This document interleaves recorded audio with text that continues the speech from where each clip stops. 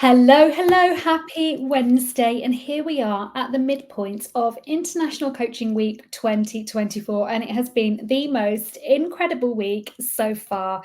We have had such a brilliant time connecting with coaches from all around the world, sharing the love for coaching and for coaching development and supervision. So I think we're now live on Instagram.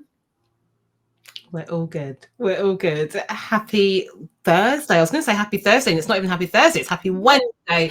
My goodness, this week has been an absolutely amazing week. It's gone really, really quickly, but we are on Wednesday. Note to self, Rebecca, note to self. So far, we have showcased quite a few of our supervisors, and we have showcased some of our supervisees. And the reason why we're doing that is for many reasons. And International Coaching Week is all about shining a light on all things coaching. And for us, that includes supervision and coach development, as Sarah has rightly said. So what are we doing today, Sarah? So today we've got a very special guest for you. So Emily Petty is one of our collective members, and we're going to be meeting Emily today and inviting her to share her journey into coaching and her experience of working with us in the collective. So without further ado, let's bring Emily into the room with us. Welcome, Emily. Thank you. Lovely to see you both. Yeah. You too. Joining us here. Great to have you. So, Emily, obviously we know you. We have the pleasure of knowing you. But for anybody who doesn't know you, could we ask you to introduce yourself, please? Yes, my name is Emily Petty. I am a coach, a trainer and a facilitator, and I'm also a bit of a fundraising consultant as well on the side. So my background is in fundraising in the voluntary sector or the charity sector. And my company is called Lead Your Way, and I am really passionate about helping particularly women, but I also work in teams to really support you as a woman or as a leader to unlock your potential, whether that is in your career and in your career growth and your personal growth, or in your leadership growth. And that's me. I also work with charities. I work with teams, really creating spaces where teams can think for themselves. So really encouraging leaders to take a coaching approach to leadership, to become better listeners, to become better thinkers, so that we can do great work. And particularly I work in the non-for-profit space, so empowering people to have more impact for the charities and causes that they work for. Amazing, Emily. Thank you so much for your introduction. And as you were speaking, I was thinking, my goodness, had I known you 10, 15, 20 years ago, what a different experience I would have had in my leadership journey. So wonderful work, and it's wonderful to know that you're there and you're there supporting your clients. So great, thank you. So what I love, Emily, is the wealth of experience that you have and how you bring that in, all of those transferable skills, being head of fundraising, head of development, director of strategic philanthropy, like how you bring all of those skills in to supporting your clients. And I think it's really important for us to remember all of the transferable skills that we do have that we can utilize in our coaching, which I see you doing really, really well. So congratulations to you on that, and for those who work with you as well. Thank you. So we have learned a bit about who you are and what you do within your coaching practice. It'd be lovely to hear a bit more about like your journey into coaching. So what was the spark that led you to entering into coaching and stepping into that? Great question. So I, as you mentioned, I was a senior leader in charities. I've been through a big period of change, both myself in terms of changing roles, leading strategic change. And there was one more change that happened, which basically meant I realised that I needed to take voluntary redundancy. Sorry, this I will get to the point about coaching in a second. It's quite key. And so I took voluntary redundancy, but it was I was very committed to the organisation, so I stayed for 3 months and interim managed the team that I didn't had chosen not to manage, let's say. And it was in that space of just having a bit more freedom, and not having the pressure to sort of, I suppose, the pressure of the nitty-gritty, the long term, that I realized that I naturally stepped into a coaching approach when I wasn't under the burdens and pressures of day-to-day life. And I also started my own personal coaching journey. So I received coaching during that time, or became a coachee. So that was really when I was first exposed to coaching as a person, as a human, and when I started to realize that actually I was taking some of that approach naturally. That was where my skill set lay.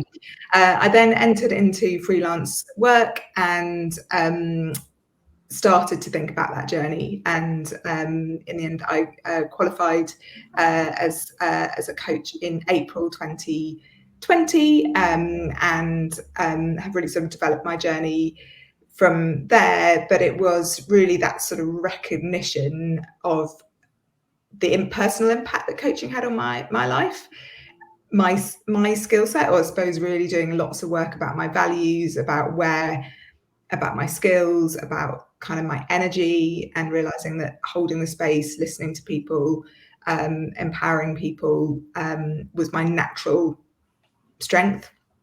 And seeing that kind of telling people what to do wasn't getting us anywhere very, very fast. So that's when, the sort of theory, I suppose, that led me towards this. And then I suppose it's been an ongoing journey from then over the past 4 years, as I've moved deeper into my coaching practice. Amazing. I love how when we hear the stories of people experiencing the power of coaching themselves and impact, and understanding the impact from that, and knowing that they want to then give that experience to somebody else. I really respect that and really admire that. So thank you for sharing that. And it's so interesting as well to hear it's often in those points of sort of a transition, like you said, that voluntary redundancy. For Rebecca and I, it was more to do with kind of, children, maternity. It took me a bit longer to click than it did for you, Rebecca. But anyway, it took me until after my third child, but you got there a bit quicker than me. But it's at those points, isn't it? Those points of transition that can make you have that space to stop and reflect and then think, actually, I do have a choice here and I can take a different direction. And for you, Emily, what a rich, exciting direction that has been, because it's opened up so many different possibilities for you.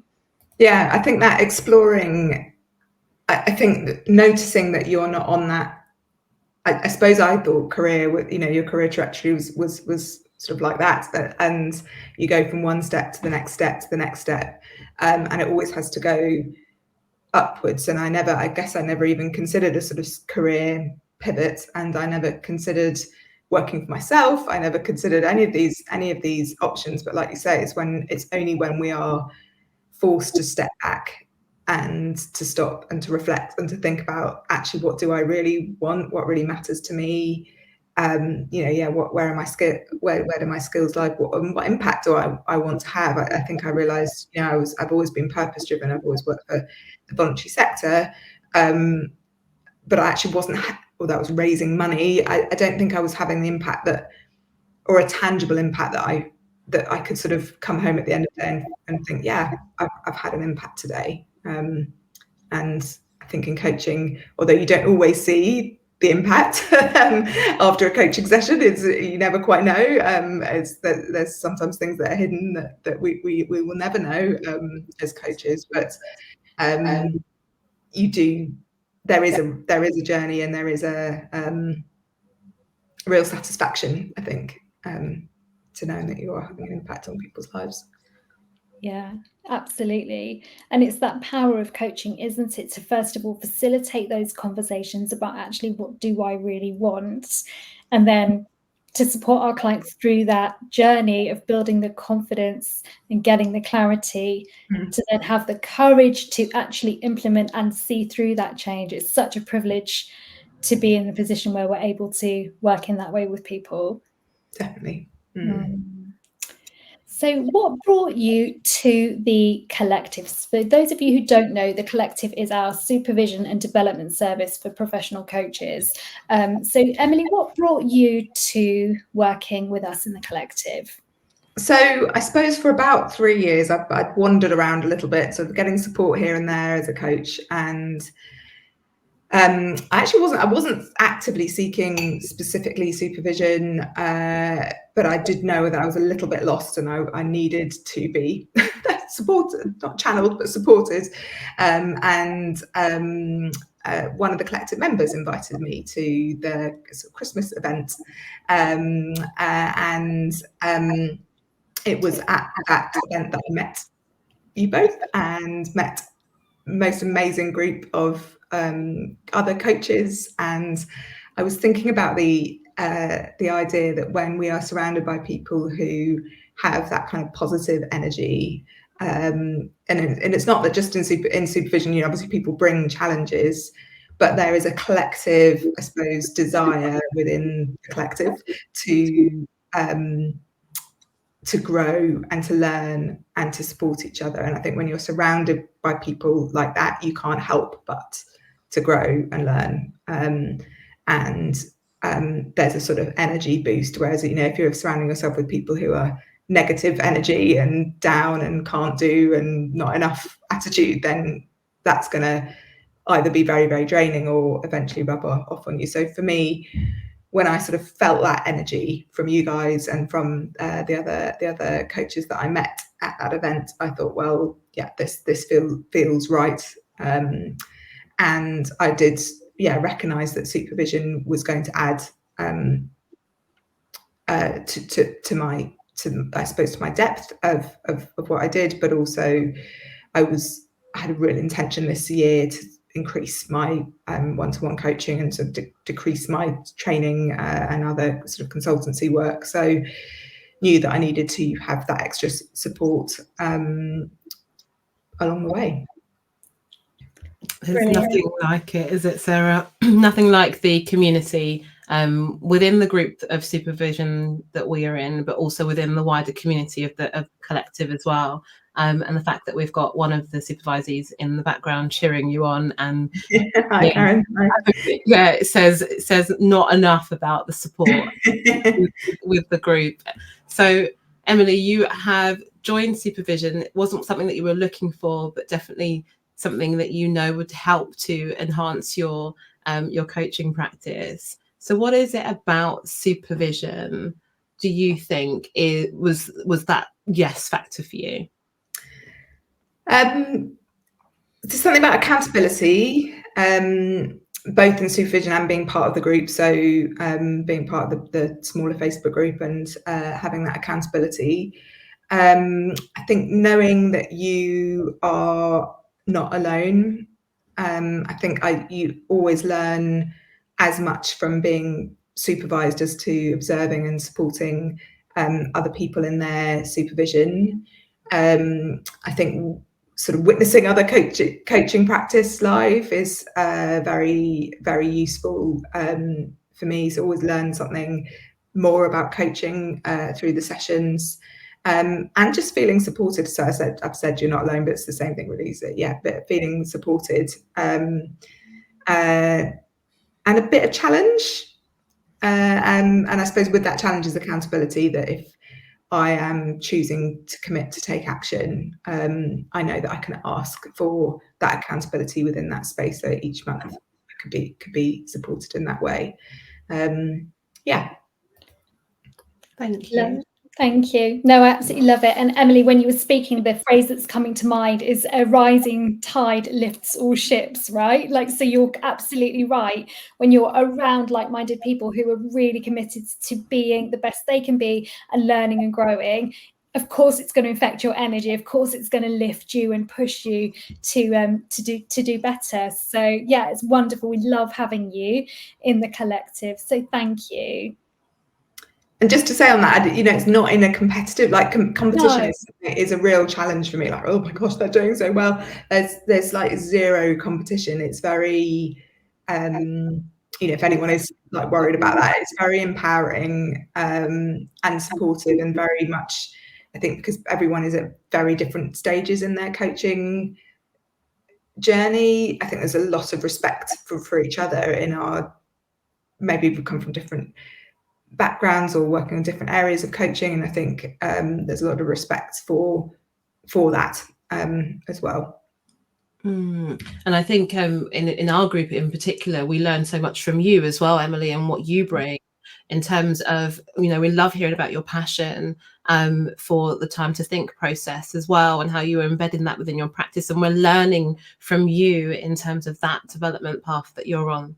So you're right, in terms of the competition, there's probably very zero levels of competition, because we're all trying to strive to learn from each other in that process and take each other on that journey with us of growth, whatever that looks like for each person.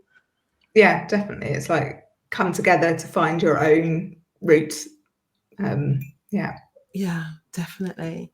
So I obviously just mentioned your time to think work and the research and training you're doing in that regard. But what else is coming up for you? What else are you up to?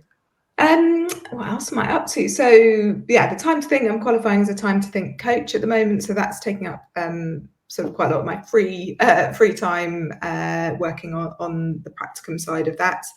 And I am looking at the moment, just developing to launch 2 new group coaching opportunities that are going to be starting in the autumn, sort of wrapped together, but 2 different types of two different groups that I want to open spaces up to. So one would be around leadership development, so supporting leaders, and the other will be a space for women who are perhaps at a crossroads in their career.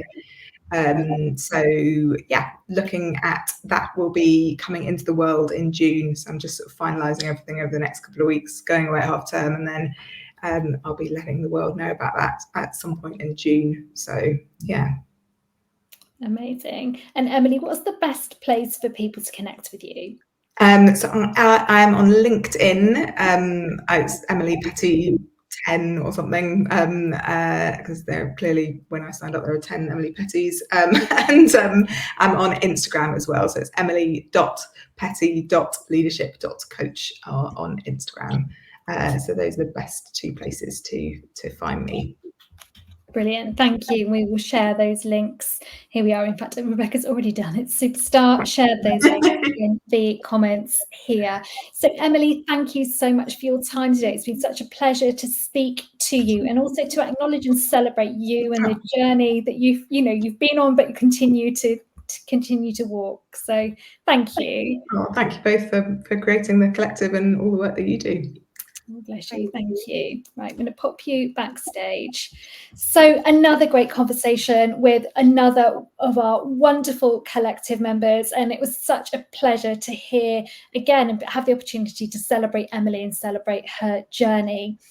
If you have not yet joined us for International Coaching Week, or even if you have, it's not too late. So tomorrow we are hosting an exclusive masterclass, 10 o'clock UK time, all about how to enhance your professional effectiveness as a coach. We've got lots of nuggets in store for you, so make sure you come and join us for that. And then on Friday, also 10 o'clock UK time, we are hosting a special connection session for coaches, so that we can get to know each other a little bit more, share our experiences, share our practice, and generally support each other and celebrate the power that we are able to have through the use of coaching.